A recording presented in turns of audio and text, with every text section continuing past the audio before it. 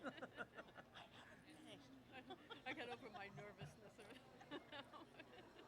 Now we're in our giddy stage. Sorry? We can go ahead. Oh, we can start. Okay. Yes. Do people know we're here? Is there no sign or anything? Oh, they asked to. A sign would have been nice, wouldn't it? Just saying what we're doing. Hello. Hello. Welcome to the Expo stage. We are the three of us here going to talk about factories reimagined. Can we reimagine the factory of the future? That's the big question. We had a session this morning, and I'm happy to be joined by two of the speakers. This is K.C. Morris from NIST here in the US, and Sarah Fletcher from Cranfield University in the UK. We are going to talk about how to make industrial work more appealing to workers. Is industrial work going to have a future? And how are we going to shape that? Now, let me start with KC, perhaps. What are you engaged in at NIST? Can you tell us a little bit about your work? Sure. I've been working at NIST for many years, and I work in the manufacturing field. And about 6 years ago, we undertook the project of trying to understand performance of smart manufacturing systems. And so I'm a group leader in that program, and that's what we've been looking at. Okay, thank you. And to you, Sarah, you are a psychologist or are you an engineer? I'm a psychologist. Don't frighten everyone. Tell us about your research in human factors. What does human factors mean? Human factors is about studying the fit of humans into systems, essentially. That's a very, very brief expression of that. But so my work is in manufacturing. I had a psychology background, and I joined a manufacturing systems department to try and identify what was happening with with systems, automated systems, and why people affect them.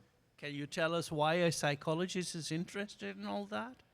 I was probably one of the first psychologists interested in it because the very first data that I got actually was a very highly automated engine assembly line that was fully regulated and people were not supposed to deviate very much from the 20-second cycle time. And I found data that showed that people could very much make a difference and actually had their own footprints. They actually had a very idiosyncratic pattern in the way they were working. Some were quicker, some were slower, some were more varied, and some were very consistent. So that excited me, and it showed me that people can influence even highly automated systems. Okay. How do you see jobs affected by robotization? How everybody's talking about robots being a threat to workers, jobs. What are the threats really there? What we found with talking with manufacturers is that the threats, manufacturers, at least in the United States and I think around the world, are having a harder and harder time finding enough workers to get the work done. And so the automation, the robotics that they're bringing in is really to supplement the human activities, and the ones that are most likely to be targeted are those that are just kind of boring and repetitive and mundane that people don't necessarily want. So it seems to be a natural progression. The people look at the robots as a tool to help them achieve their goals in an easier way. And beyond robotics, there's a lot of other types of smart manufacturing tools that people use, like maybe drones or 3D printers or exoskeletons or virtual reality glasses, but also like wearable headsets so that they're not having to like keep going back to a computer or picking up a tablet. They're actually able to just wear the headset and interface with the computer as they're doing their activities. So I think most people view the introduction of these technologies as an advantage to them getting their jobs done. So you see it positively, but how about workers being worried about automation, robotization in the factory, killing their jobs? Is that a real threat? Personally, that's a little beyond my area of expertise, but I don't think that most people, if they're introduced, okay. So I have heard that people are concerned about that when technologies get introduced, but companies have learned to try and introduce them in a way that's not going to threaten those workers. So they introduce the technology, but at the same time they're training the workers on how to use it. They're assuring the workers that they're not there to try and replace them, and giving them opportunities to grow together with the technology. But always there's going to be nervousness, what happens if this is happening. But I think that my experience with people I've talked to is that it usually goes more smoothly, but maybe you have No. more to say about that. From my experience, the robotics are being introduced to replace, as you said, repetitive, monotonous, heavy load, ergonomically unhealthy tasks. And so people do have those concerns about employment and sustaining their jobs. But what I've found is that when they realise, and when the companies bring them on board and they realise that actually it's the not so good parts of their jobs that are being taken away, they're usually okay. And the key is worker engagement, getting them involved, and maybe including their feedback as you're developing systems. I worked with a company, an aerospace company in the UK, that actually involved, part of our job was to involve workers as we were they were designing the tools and implementing them. So they were brought in all along the way, and their opinions were used. So getting their buy-in. Do you see workers in this kind of environment that you have described? Do you see workers having more job satisfaction, being satisfied with what they are doing, or is it going to be only mechanical, only following what the robot is doing? I think that's it depends. It It depends. depends on the design. As we talked about this morning in the session this morning, satisfaction can be from external factors like the pay and the conditions of work, but also the most important part of satisfaction is satisfaction with doing the task itself. So as long as the tasks are designed that they are still utilising skills and making people feel valuable and important, I think that's when satisfaction will be maintained.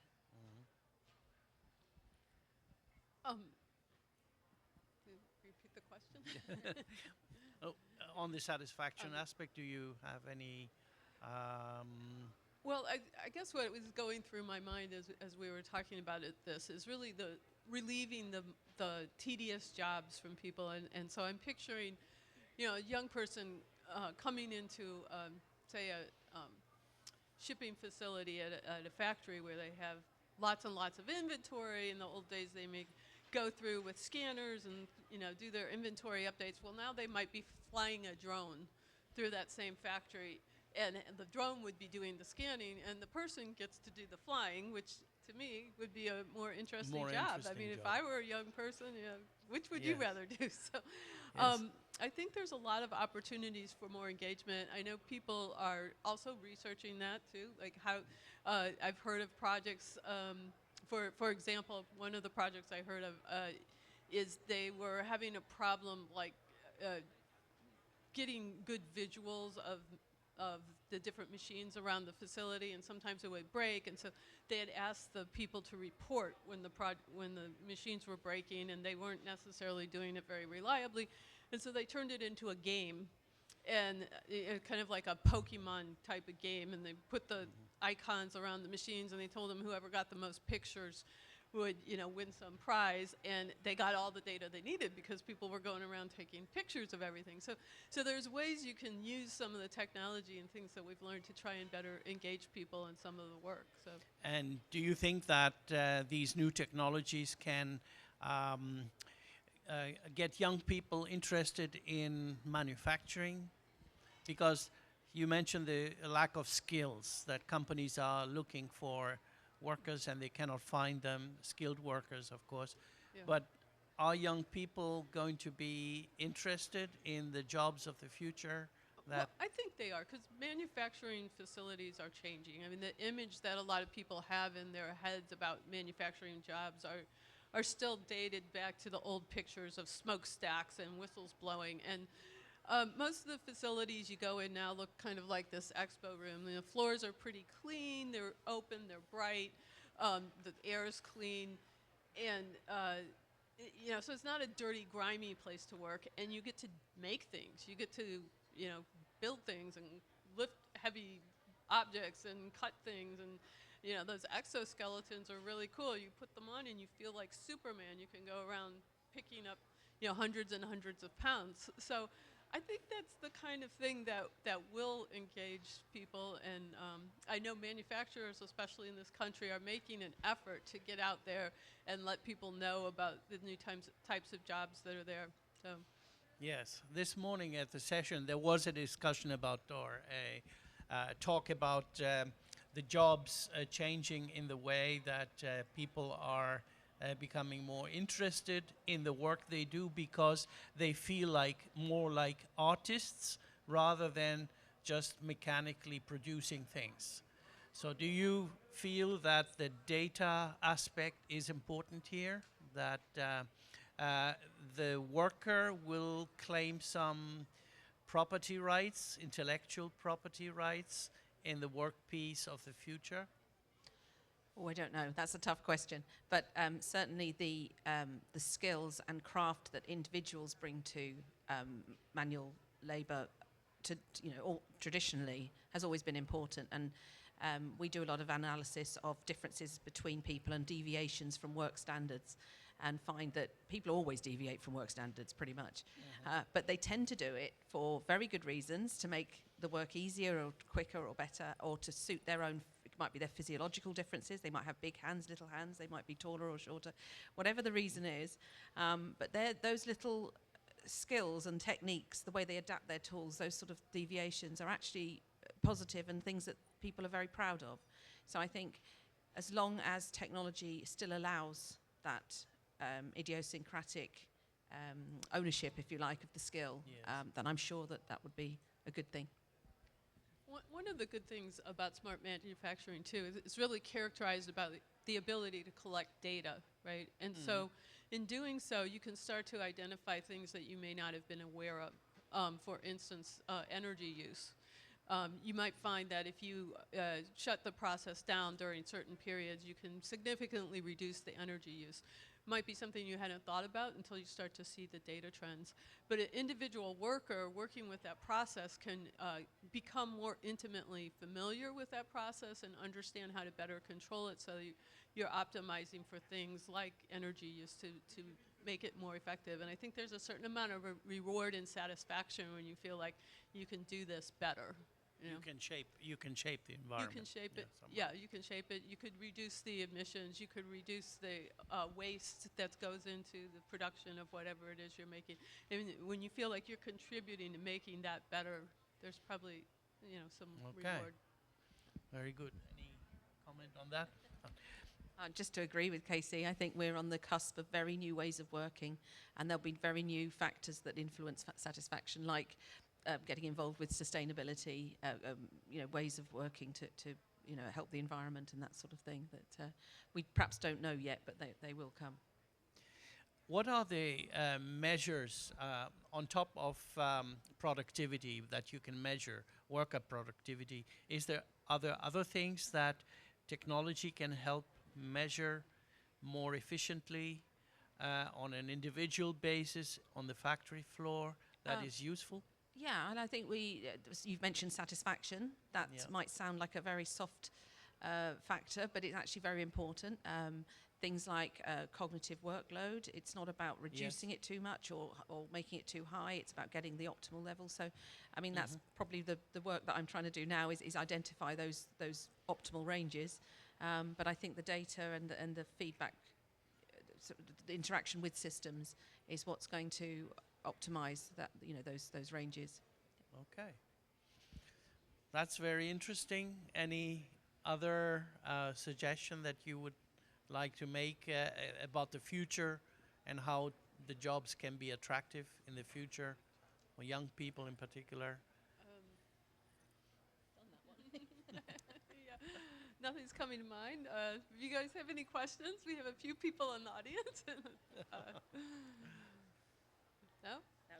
No. You have a thought? I think Casey covered it very well earlier on when she said that, you know, she talked about the new technologies that we are just on the, like, you know, we're just seeing emerge now in manufacturing, drones, smart technologies, AR, these kind of Yeah. exciting technologies. It's And not we've got about a new robots. generation of workers coming in who will be more equipped because of their PlayStations and their smartphones. They'll be more equipped, and they'll be more confident to use them, and they'll find them more appealing. So that's your answer, but I'm just repeating it and taking it One over. of the projects is applying a kind of Facebook on the shop floor, a social media type of activity where workers can register their knowledge in order to help solve problems that other workers had. So this can also be helpful for companies to extract the knowledge, the tacit knowledge that is there, into a more formalized way. Yeah, yeah. So it's not only the technologies that we are looking at, the hype technologies like the drones and the sensors, but also the social media that Yeah, can be. so the generation that's growing up now doesn't know a day without social media. So, you know, in the past, it used to be, you know, one shift ends, the next shift starts. There's no communication between Exactly. them. But with technologies like that, you can actually, like, the person that works the opposite shift of you can become your best friend because you're both trying to achieve the same goal. Yeah. And that's more engaging too, isn't it? Absolutely. And I think the other thing is that through those media, we can also have more personalized systems, which is how we knew each other from European work. Which is adequate to your so designing pace. systems, and they may change when shifts change and different people come on. If they're personalized, they will be able to suit the individual and engage them and increase their satisfaction. So. A very interesting session. Thank you very much. Oh, we've got a question. Would you like a mic? Beautiful. Hi, I'm Karen Schwartz. I'm a conservation biologist. And my question is, there's a lot of talk about engaging the young people and getting them involved in science and jobs and, you know, finding jobs and everything. Well, at the age of 52, I went back for a PhD. And now I have I'm a data management specialist for conservation action planning, for zoos, for, you know, kind of a big picture. But I was wondering, what is your advice for somebody like me who couldn't find a postdoc because they thought, oh, you already have 20 years of experience, or have had trouble finding a job because I have a lot of experience, but they think, oh, maybe she's going to retire in a few, you know what I mean? So what is your advice for somebody like me to find a job? Gosh, that's a hard one. It's about retraining. It's about skills and getting into another area. Or do you want to continue in the same area? That is a hard problem. And are you talking about manufacturing specifically or just generally? So I think that part of it is like having a vision of what you want to do, and then start to appreciate and value all the things that you did before you went back to school and how they support you in doing that. I had some time off during my career, and I know that transition back in was kind of difficult, and I was fortunate enough to go to a leadership training program at that point. And a lot of the things that they were teaching us in leadership training, I just kept thinking, wait a second, this is like being a mom. You know, this is not a new skill to me, but to other people it might be a new skill. And so to really taking inventory of yourself and what it is you're bringing that other people might not bring. I mean, certainly your maturity, there's a lot to be said for that in a lot of roles. So, you know, have confidence. look at your resume differently. You know, I don't know much about, you said conservation engineering, so, but good luck. I'll think about that one. Anyone else have any questions? Any other Thank questions? you. Thank you. How did we do? 20, did we get 20 minutes? Yeah, good. Thank you.